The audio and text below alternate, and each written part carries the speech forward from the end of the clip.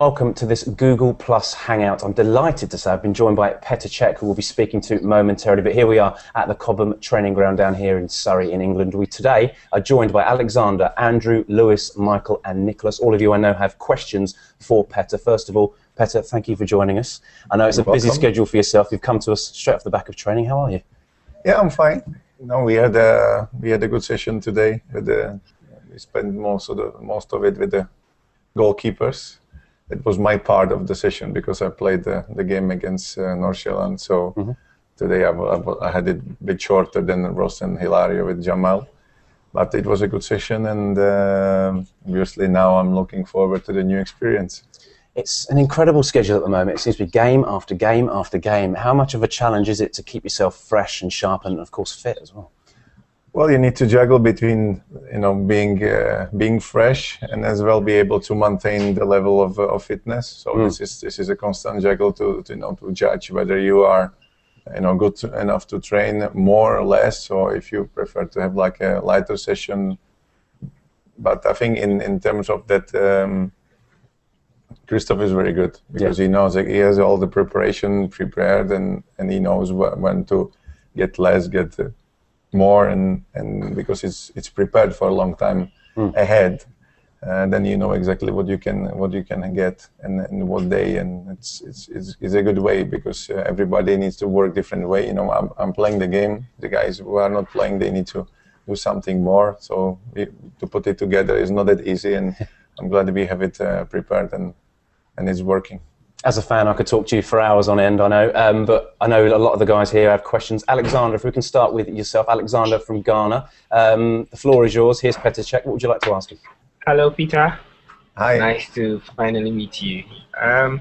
My first question is, how did you feel lifting the Champions League on your birthday for the first time?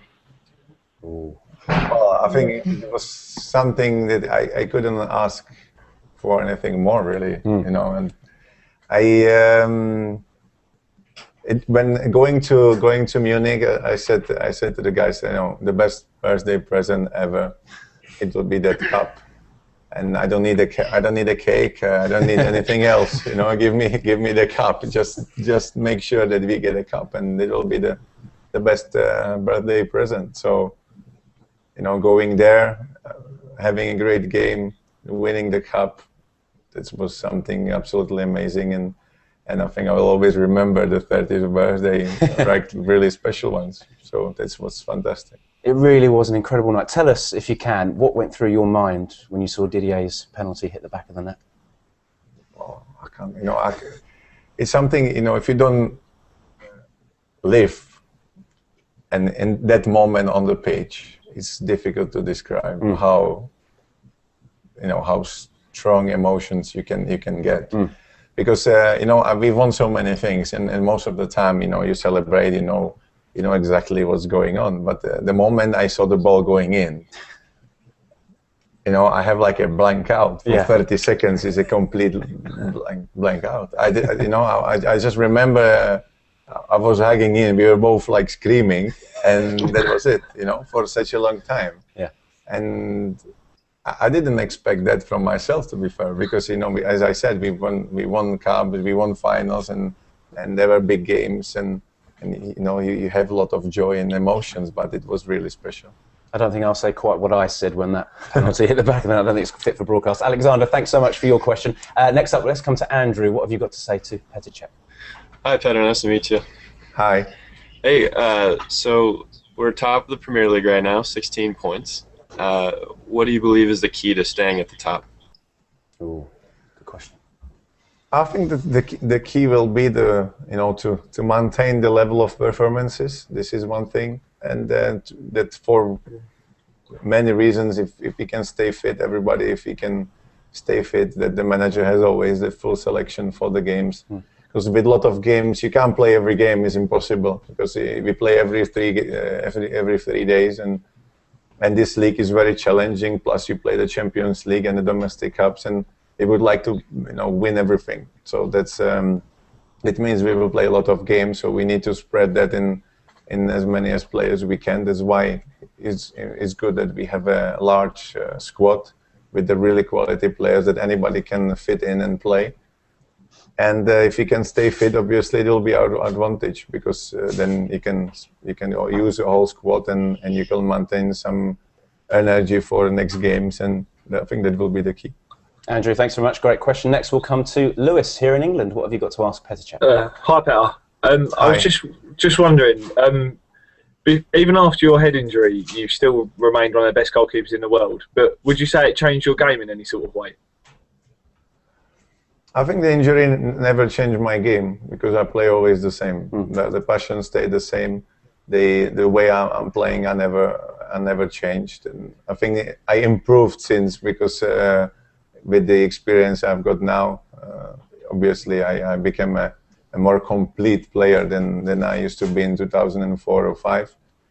And you know, it never changed. The only thing which changes is that I need to play with the helmet, and I needed to adjust to that in terms of feeling, because you can hear slightly differently when you have the helmet on or not, because my ears are covered. So that was the only adjustment I had to make, was to get used to the fact that, you know, if you have your ears like that, then you can receive all the informations which is around. When you have that covered, it's slightly limited. So that means that automatically you need to make sure you know every time what's behind you. But you will, as always, if you keep repeating things, you will learn it. And since I've been learning for such a long time, so I would say that the helmet is like my second skin. So it doesn't really matter to me now. Take us back to that game against Reading, because I think I speak for all Chelsea fans when I say it's a game I don't think any of us will ever forget. What do you remember of the build-up to and the minutes after the injury happened? Well, to be fair, I remember the night before. I had like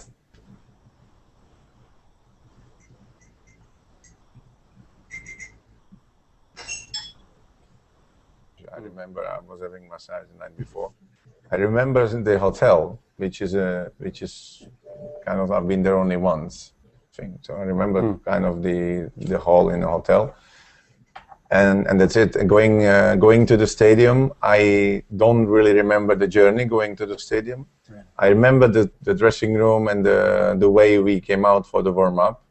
I remember like fractions from the warm up and the handshake, and that's it. That's it. So after the handshake, I know that I went to we swapped sides, and that's it. That's the last thing. And to be fair, when I came back after, the year after, we played Reading, we won 2-1. Actually, I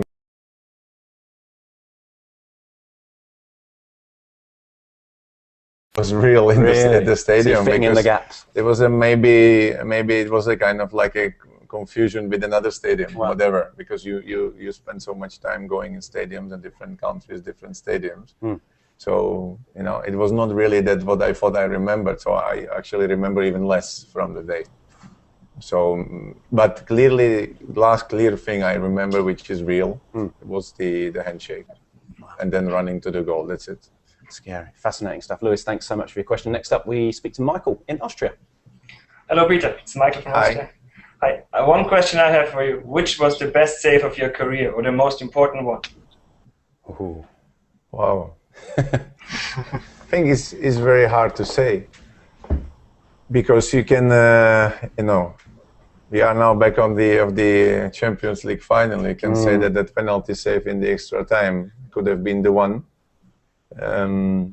That's for sure. But then if you take any other save out, if the score changed before, if you take any save out of the Barcelona game or Benfica games, where if you take the save out and the goal goes in, maybe you would never play the final. So this is always a very hard question. I can't.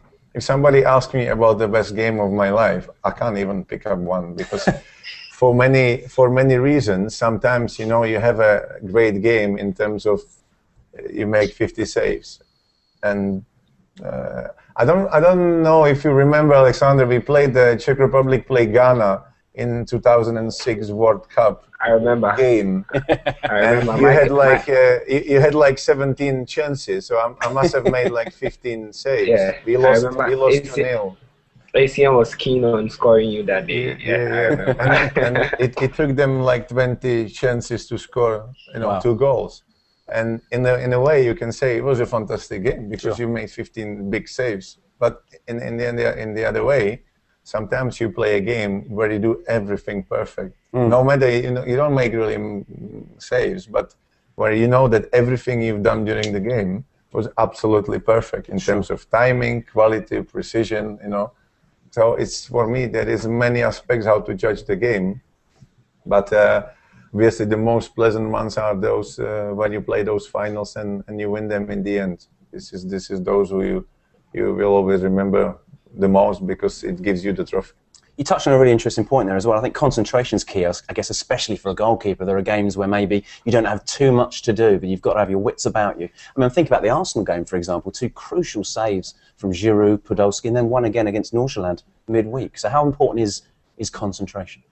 Well, I think it's a crucial part of the goalkeeping, because if you are not, or even in a professional sport, if you are not in the game, if you're not ready for the situation which comes on the pitch, then you have a big chance that you miss a big opportunity to score, or you made a mistake, or you just if you don't miss that extra little bit, you can win the games, and this is the key, because for 80 minutes at Nordsjælland I had not much to do, and then suddenly you have a big chance, and Arsenal was more or less the same story. So that's about being prepared on every single second of the game to make the crucial intervention. And it doesn't matter if you're goalkeeper or any player, if you're not into the game and concentrated, you risk the fact that you're not going to play well. Thanks, Michael. Great question once again. We go to Sweden now and speak to Nicholas. Hi, Peter. Hi. Chelsea is a very multinational team, a lot of cultural diversity. So do you ever find communication to be an issue with language barriers and whatnot? Well, it's a great question, because normally you speak English, which is the main language in the dressing room, and the main language, and any tactical preparation and everything is in English.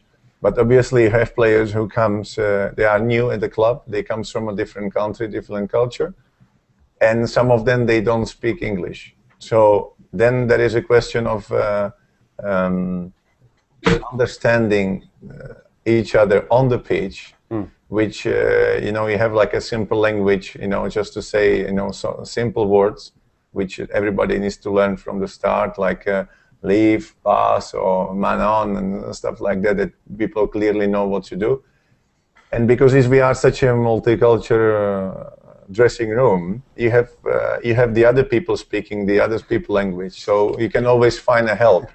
And there is always a big help between the players, where somebody new is coming, then that some people speak Spanish, some people don't, some people speak French or English or the other language. So you will always find somebody who can help the initial new player to settle quickly, and obviously to gain some time before they learn English. But I speak few of the languages, so sometimes what was happening on the pitch, that I'm talking to the people on the pitch in their native language, that there is no problem that they wouldn't understand me. So actually, then some of the guys, English or Brazilian, I try to speak in their language that they know.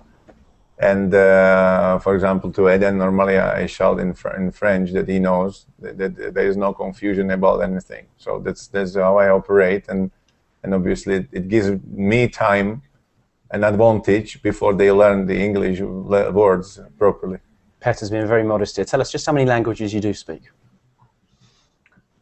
Well, obviously I speak English, as you can know. You can hear me.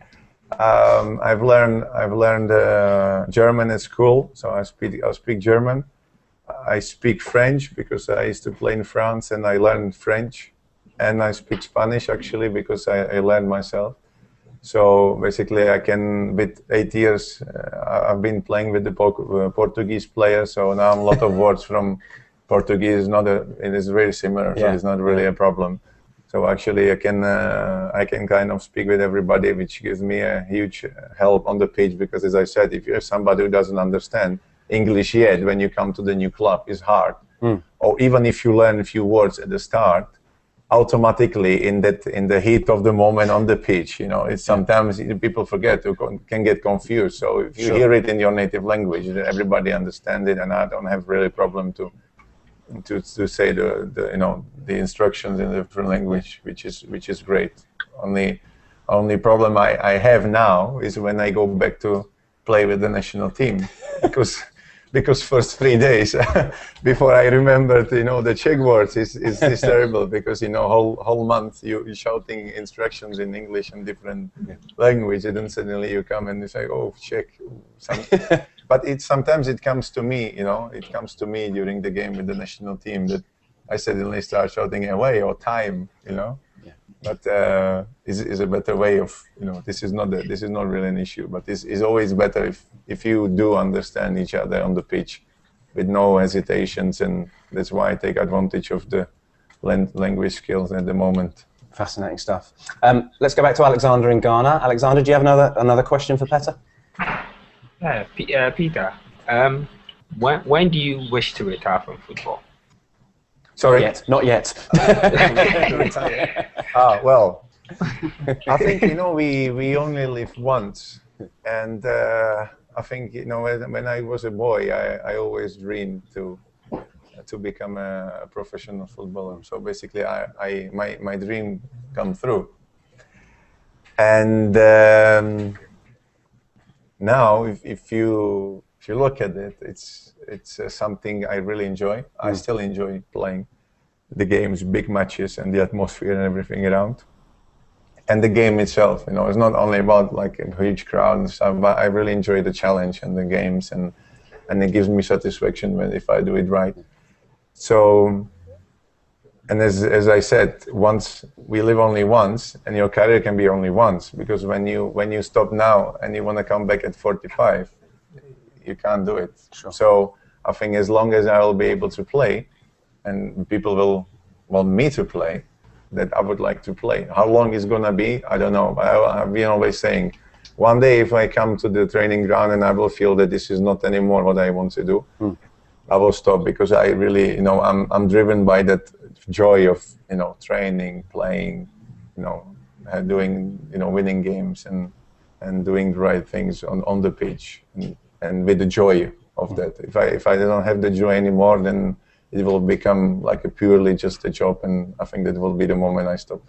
And I guess as a goalkeeper, you're at 30, you're only approaching the peak of your career, but do you have one eye on maybe what you'd like to do once your playing career comes to an end? It's hard to say, because I've been professional since I was 17, and you have always traveling, games, traveling. If you become the manager, you have hotel traveling. And then I don't know whether I will want to continue with the kind of structured life like that, when you can't really prepare or plan ahead, because you never know what's going to be tomorrow, because your schedule always depends. If you win the next game, if you play a match, if you play a cup game, your schedule always depends if you win a game or if you lose the game. So there's nothing really you can plan. So maybe there will be I might take some break completely out, and let's see what's going to happen. Great stuff. Well, let's go back to the USA. Andrew, do you have another question for Petr? Sure. Alex kind of stole it, but I have another one. Sorry, man. So nobody's ever defended the Champions League crown before.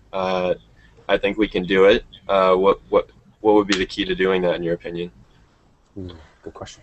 Well, I think you need kind of everything coming together again, because you can see you have so many fantastic teams in the history and nowadays, and nobody has ever defended the Champions League, because it's you have the best teams in Europe playing the Champions League.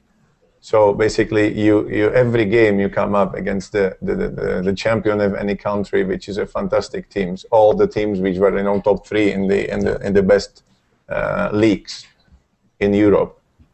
So every game is very challenging, and which means it's very hard to win every games. And you can have one unlucky game in the whole Champions League, and you're out. Yeah. And that's something. It's something you can't really control, because you can have a game where you play really well, you hit 10 times a post, the goalkeeper makes another 10 saves, and suddenly there is one deflected shot comes in, and you lose 1-0 and you're out.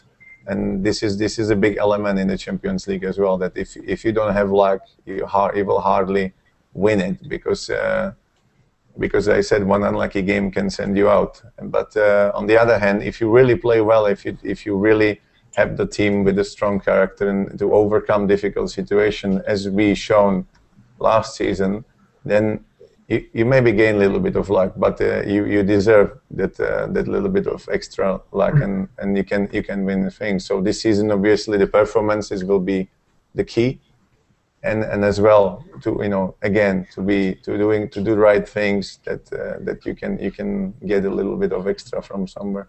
I guess it's a bit of a cliche, but we've seen this week, I guess, more than most in Nordsjælland, that there are no easy games in the Champions League. No, Champions League is a Champions League, and if you play any champion of any country, it's going to be difficult. And let's not forget that those teams are playing, the pre-rounds.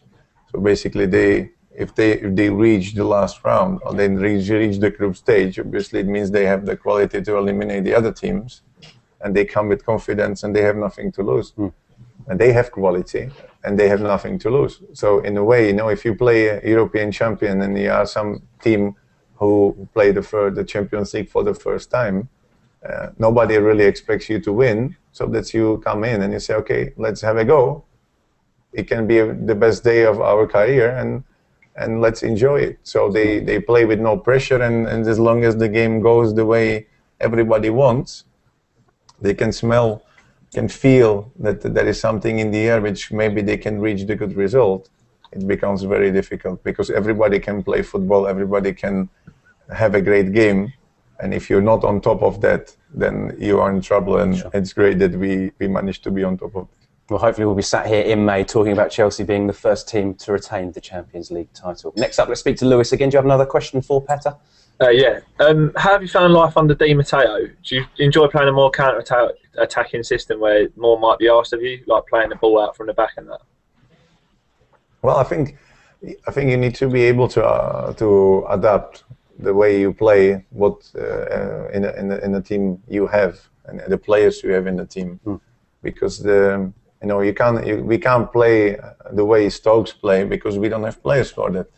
And on the same hand, you can't always play from the back, because the opposition as well is not just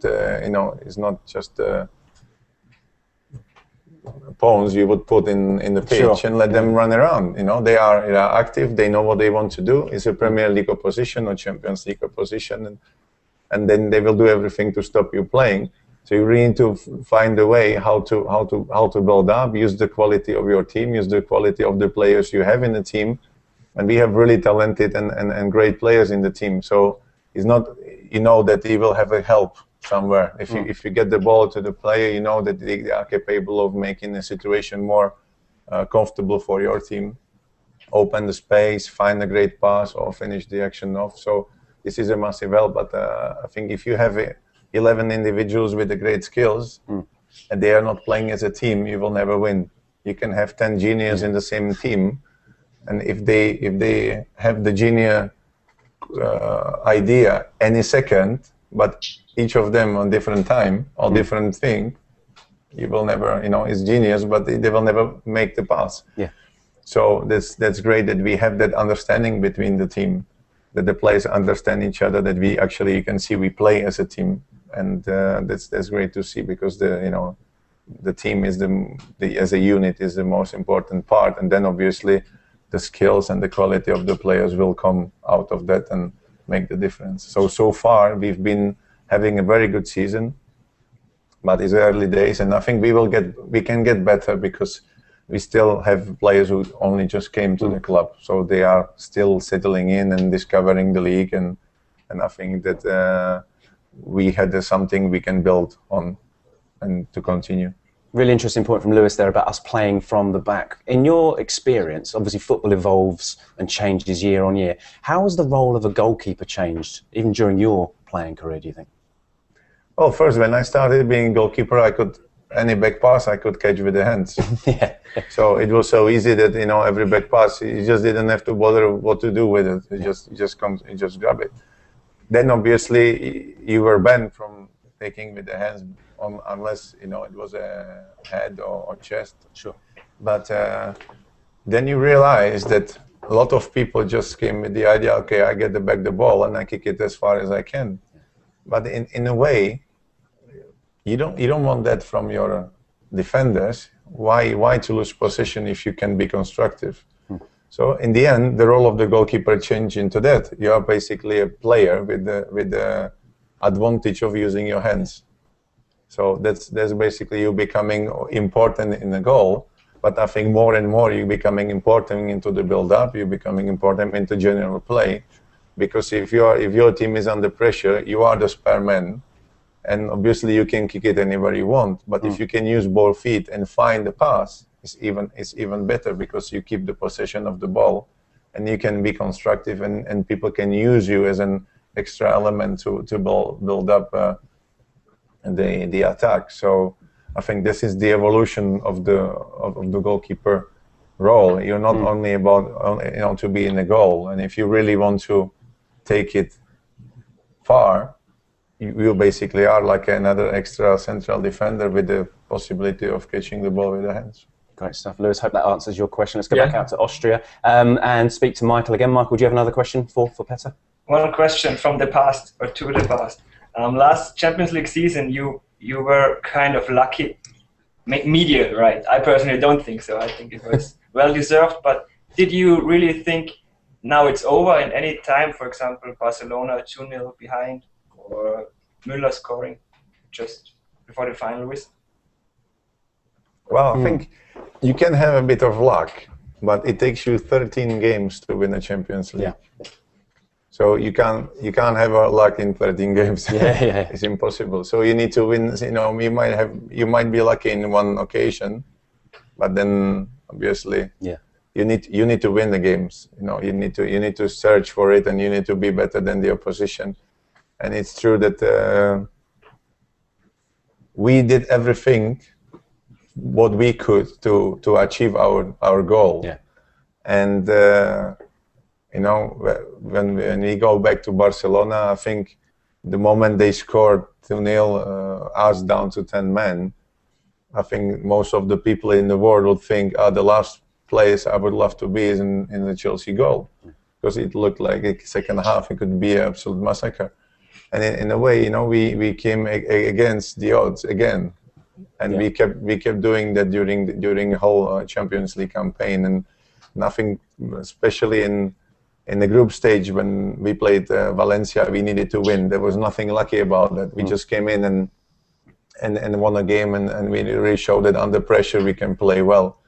I think Napoli, there was nothing lucky about that, because we needed to score 4 goals to progress. Against Benfica, I think it was possibly the most complex game we played in the Champions League last year, because we really played well in both games. We had the control, we scored goals, and away of home particularly we played really well. And we were composed, we kept the balance, and it was in terms of that, for me it was really maybe the best game we played. And then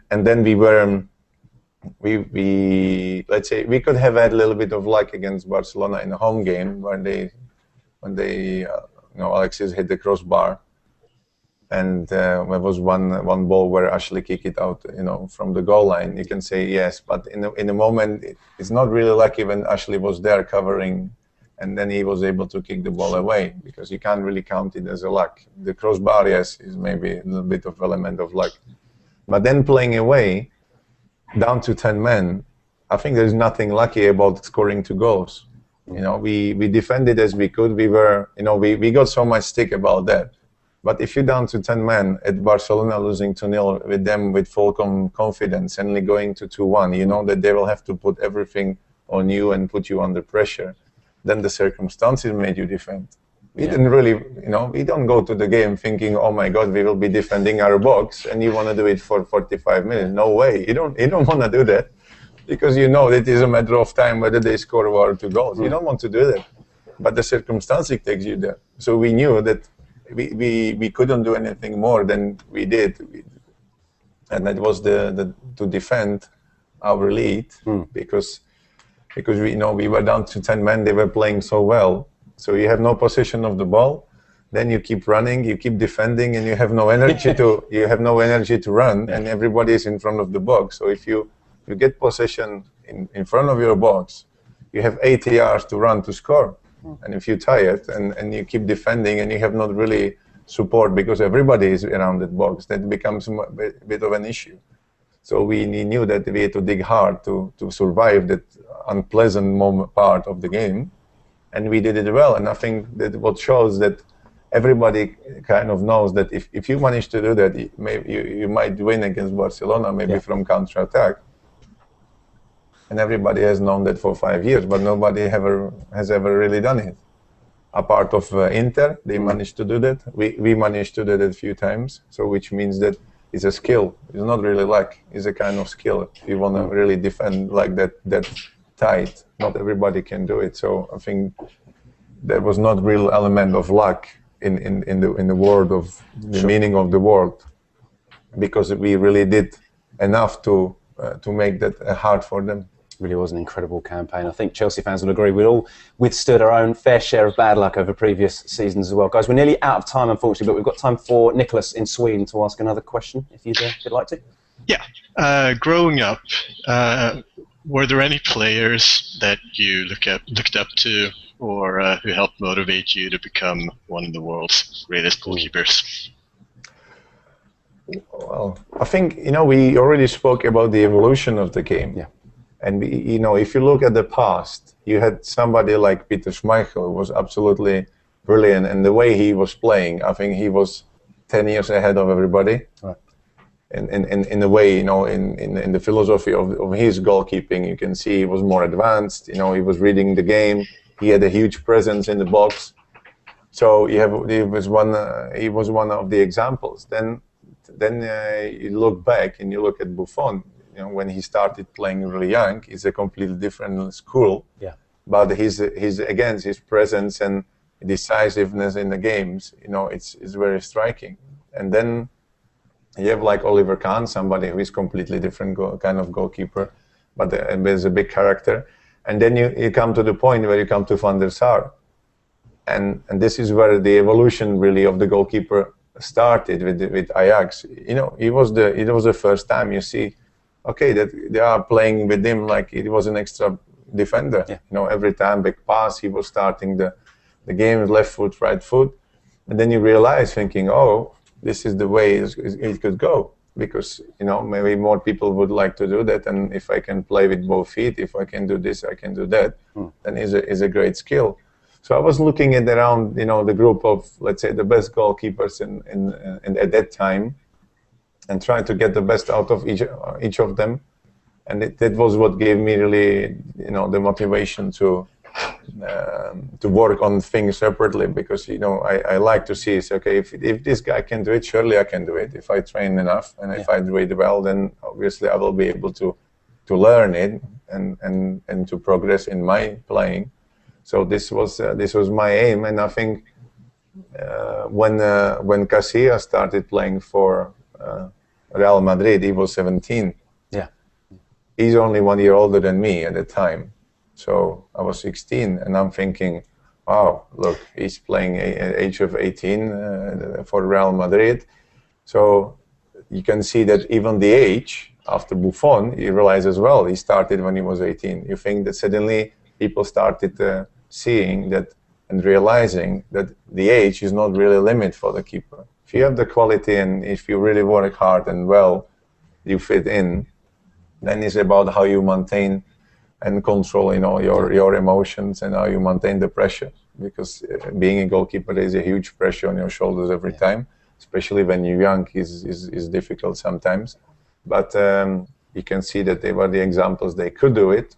So for me, it was a clear sign, like, okay, if he can do it, I can do it. It's not a big issue. And that's then in that moment I was thinking, okay, let's be fast. Let's try to reach the first league in my country in the same age as they did it in their country. And in the end, at the age of 17, I was playing, so it was great. Incredible stuff. What a career it's been so far. Guys, unfortunately, we're now out of time. I'm sure you'd agree we could sit and listen to Petr talk for hours on end, but unfortunately, he does have a game to prepare for against Norwich at the weekend. I'd like to say a special thank you to the guys who submitted their questions today. So thank you to Alexander, Andrew, Lewis, Michael, and Nicholas. And thanks again to everybody today for logging in and watching this live. And a special thank you to, of course, Petr Cech for joining us this afternoon.